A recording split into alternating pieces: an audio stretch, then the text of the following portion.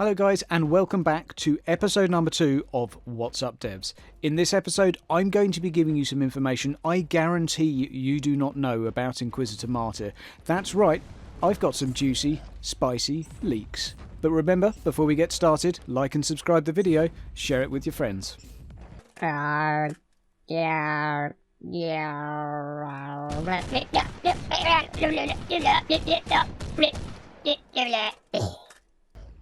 Okay, so you guys are probably wondering, Hydra, how come you know stuff that we don't know? Are you an inside man? Are you a spy? No, I'm not a spy. What happened is I was playing the game yesterday and I was trying to help a guy, give him a few tips and give him a little bit of advice. And then he turned around and said, actually, I'm a dev. So I looked like a complete idiot, but the guy was completely cool. He gave me a little bit of advice and then... well, we had a little bit of a chat for a while, and I said, can I get a few little teasers that I can share with some of the subscribers and some of the other players, you know, to whet their appetite a little bit, and also to satisfy some questions I was really, really curious about. And you know what he said? Sure, why not, buddy? Once again, I'm just going to say from the off, these devs are awesome guys to talk to, and they're super appreciative of us giving them feedback. Make sure you do give them feedback on everything, because I guarantee you they do listen. One of the devs said so. Anyway, let's crack on with this video because I want to share with you some of these awesome features I've heard about. So the first question I posed to him is the most common feedback we've seen within the game is that the combat and that the gameplay is a little bit slow and people want it sped up a little bit. And his answer was more or less exactly what I expected him to say, and that is that we are currently playing less than 1% of a game at the moment. It is less than 1% of a complete game. It is minuscule. And much like any other RPG or MMO, your speed will be scalable as you level up. I'm not saying you get more speed as you level up, but there will be lots of ways in which you can invest in speed and get your character moving quicker. And just in terms of justification, talking with the gentleman, he simply said what one would expect of a game. You don't want to jump into a driver's seat at full speed at level 1 when players are learning the game. It's not going to take long to get a couple of skill points to put into speed, so those of you that are concerned about the pace of the game, it'll pick up if you want it to. For players that don't want it to pick up, it won't pick up if you want it to. It's going to be entirely on your customization and your choice, which is a great feature to see. Now, on that note, you're going to be saying to me, well, how come I can increase movement speed? There isn't any movement speed in the skills. Well, there are probably, and this is a rough figure, but there is at least another 12 skill trees coming for our characters. So I think that puts us up to about 20 in total, 20 different skill trees. So now a few of you are probably wondering, oh God, how am I going to get enough skill points for all of these skill trees? Like, I don't want to just settle for 1 or 2.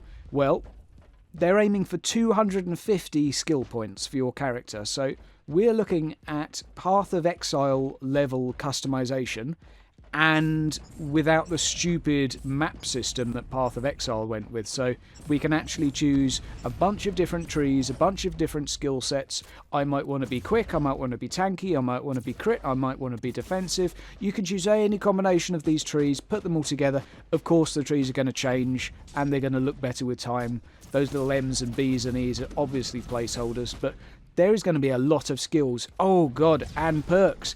50 perks! Ish. Don't quote me on the exact number, but the guy said we'd like to aim for 50. 3 perks, 50 of them. We get 3 perks. That is, if my maths is correct, 50 to the power of 3 is 125,000 combinations just of perks. So who else is a little bit randy over the fact that, I mean, that's hard to balance. That is going to be hard to balance, but so much customization there. Absolutely love it. God knows how many and what they're going to do, but that is super, super awesome. And let's talk a little bit more about customization now, because I did ask about changing genders, because I know some people have been asking for that. What I did get is we're going to be able to paint our armour. That's right, we're going to be able to change a colour. But I quote here, there will be no My Little Pony tributes. That makes me cry a little bit inside, but happy at the same time. Obviously, Games Workshop licensing plays a big part here. They have to stick to sort of gunmetal grey, dogshit brown, vomit green, and maybe pissy snow yellow. I think that's sort of the colour palette they're going for. We're not going to see any luminous colours coming out here, and we don't know how it's going to work, but you're not only going to be able to customise your armour and make it look awesome, but you're going to change the goddamn colour of it too. Obviously, Auto Hydra will be green, and it's going to be awesome. Totally awesome. Moving on now, because that's got me a little bit worked up, let's talk about weapons. This is going to get you. This is so good. Weapons, so first up, people have said, well, why don't we tie them to Forge Worlds? Why don't we have, you know, movement speed with this Forge World and this Forge World for another, etc, etc, etc. That's what they're doing. Basically, it was going to be in the last patch. They couldn't quite squeeze it in, so it might be in the next one, if not the one after. But weapon stats will be sort of associated with the Forge World, so you'll be able to say, oh, I've got a, I don't know, a Mars las rifle, so that makes it more Mars bar-like. I don't exactly know what planet's going to go with what stat, but they're introducing a little bit more lore, and some of you lore nerds are probably a little bit randy right now, so that's awesome. That's awesome. Also, on the subject of weapons, this is big. This is big. On the subject of weapons, those little abilities that are all the same colour, they're getting their graphics back. In the pre-alpha footage, they all had their own colours and they all looked really individual. That's coming back. The current skill indicators are just placeholders, most likely. Most likely. That's what I've been told, and that's by the guy that's actually designing them. So I think that's a fairly safe one to see. And what about weapon swap? OMG. People saying, you know what, why is grenade on cooldown when I change weapons? That's a bug. That's actually a bug at the moment. That shouldn't be there. Armor and grenade abilities will not reset when you change weapons. On the subject of changing weapons, global cooldowns, weapon swap, that will somewhere be in a skill tree to make it quicker. So if some of you are thinking, oh god, this mechanic is so clunky, there will be ways to make it quicker, I guarantee it. Maybe through perks, maybe through skills. But if you want the pace of something sped up, it'll be sped up if you want it to. You'll only need a few character levels to do so. Goddamn awesome hype. Now, finally, on the subject of weapons, and I think this is an important one to me personally, having done so many videos talking about this. But the weapons currently, if you've seen my Why Does Melee Feel Awkward video, there's a lack of impacts, there's a lack of weapon effects, there's a lack of sound effects, there's a lack of a lot of things in Melee. And I said this to the dev, like, have you seen the video, what do you think? And he said, well, we've not added any of that yet. But he basically just gave us a bare bones. That's why whatever you do to an enemy, they react the same, because they've simply not implemented that feature yet. There is, the guy listed that, I think it's something like 300 different animations. There's so many different animations, and that's per model, or something like that. Some ridiculous number of different effects and things and stuff. Power swords are going to get a glow as well. I didn't ask about customizing it. Ooh. Changing colour of power swords. I know that's against the law, but you know, Star Wars, changing sword colours, like it to be purple. Maybe not for everyone, maybe a little anti-law. Could be really awesome though. So that's really, really hyped. They're going to make the combat feel much more juicy. They're going to make it feel much more substantial.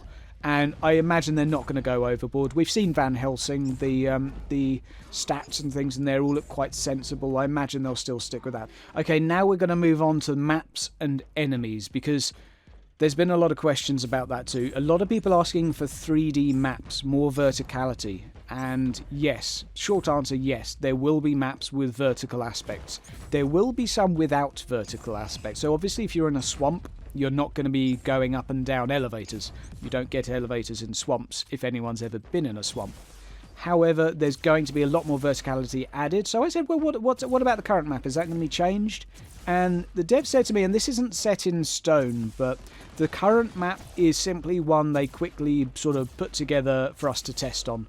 It's not really a final product map and tile set, so it's going to change dramatically. And he said that they might even delete the map we're currently playing on and just completely overhaul it, because it's not really in tune with the vision of the final product they want to test. And I'm really happy about that, because they've recognised the fact that it's not as awesome as the stuff in their pre-alpha footage.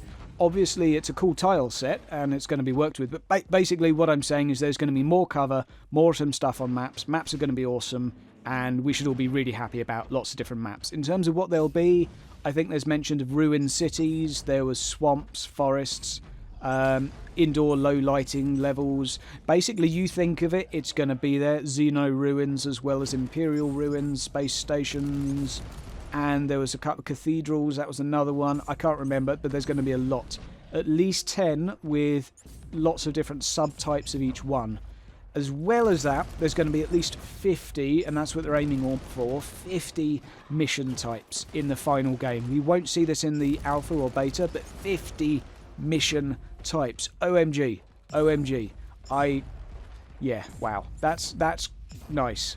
And they're looking a lot more complex as well. They're not going to be the single sort of go into the dungeon and kill 10 rats. They're going to be a lot more spicy than this. What we're testing at the moment is not final product. And finally, in terms of maps and enemies, I've said this many times, we need enemy diversity. We need enemy randomness. Enemies cannot always be the same. At the moment, we've got big enemies and small enemies, but however you play against each enemy is exactly the same. Sometimes you need to kite, sometimes you need to stand and shoot, and very occasionally you have to dodge a grenade. But it's really fairly repetitive. And I said, so, okay, what are you going to do to tackle that? And he's like, oh, don't worry. None of the debuffs have actually been added yet. The things that you have to react to. There's a couple of things they've thrown in on the Dreadnought, and there's sort of the odd missile launcher that you just have to run away from and cry about in the forums. But there's going to be loads more, including champions that will be spread around the map, and they will have random abilities. So champions, I think, are going to be the sort of the blue and elite packs we're used to in ARPGs, and they're the guys where we're going to be, oh my god, this champion's covered in flies, so I've got to run away, or this champion's got a giant tentacle thing coming from his body that I've got to run away from and stuff. But basically there's going to be a randomness to them, which is absolutely awesome and necessary. Now, personally, I would like the Dreadnoughts to have different ability sets too, based on their arsenal. I would like to see some with double ranged weapons, some with different combinations of flamers, bolters, las cannons, whatever. Whatever fits the lore, but something to make them vary too. But maybe that's not there yet. Now, I'm going to give you a warning as well for the next video, something to think about, because the next video is going to be on the clan system. So I asked this gentleman, what is a clan war going to be? What are we doing in a clan war? And he said to me, you know, he said, what do you want to do in a clan war? And I had no idea. I had not thought about this yet. And I don't know what they've made. He wouldn't tell me. But he said, if you've got any suggestions, love to hear them. So next video, we're going to have, or rather, I'm going to share with you some ideas. And I'm going to want you to put your ideas down in the comments below. And then I'm going to literally force someone to watch it and read all your comments. So all of them get sort of comprehended and worked through. Think of PvE, think of PvP, think creative. If you've played other games, get some ideas in your head, okay? Get a little Word document, get ready to copy and paste it. We're going to make this a thing, okay?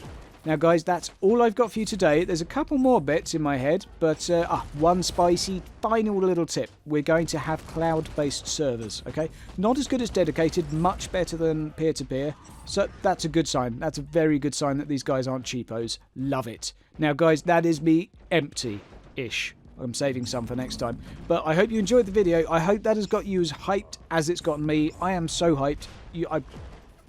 I need to go have a cold shower. Guys, like and subscribe the video. I'll see you next time. Peace.